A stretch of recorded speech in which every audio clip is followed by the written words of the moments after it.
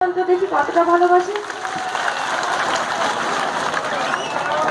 তাহলে চান তো আমি তাড়াতাড়ি সুস্থ হয়ে যাই, আবার ভালো করে যেরকম হাসি খুশি, যদিও স্ক্রিনে খুব একটা হাসি খুশি থাকি না, সবসময় মেয়ে চলে যাচ্ছে, বর চলে যাচ্ছে, দুঃখের মধ্যেই থাকি, তাও চেষ্টা করি আমার সবটুকু দেওয়ার, আপনাদের ভালোবাসার গুলো দেওয়ার। তো সেগুলো ভালো লাগে তো দেখতে, কিরণমালা ভালো লাগে তো দেখতে। আমি কাউকে দেখতে পাচ্ছি না, একটু হাততালি দিয়ে বোঝান। খুব ভালো লাগলো। আমি 2 লাইন একটা ডায়লগ বলছি, তার থেকে বেশি কিছু পারবো না, আপনারা নিশ্চয়ই সেটা বুঝতে পারছেন।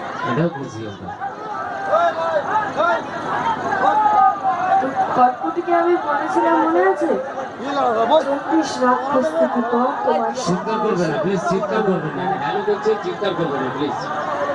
না, ওনারা এত ভালোবাসেন তো আমাকে, সেই জন্য উত্তেজনা রাখতে পারছেন না, আমি বুঝি।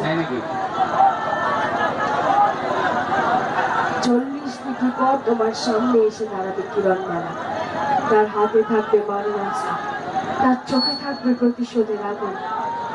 কটকটি তোমাকে ধ্বংস করতে আসবে কিরণমালা। এই ডায়লগটা মনে আছে তো সবার?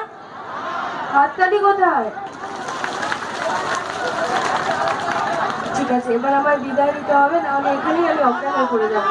এখন চান না তো, আমি আবার আসবো দেখা করতে। সবাই খুব ভালো থাকবেন, খুব ভালো করে পুজো কাটাবেন।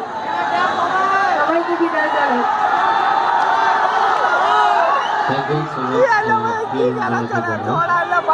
আমাদের পুজো কমিটির পক্ষ থেকে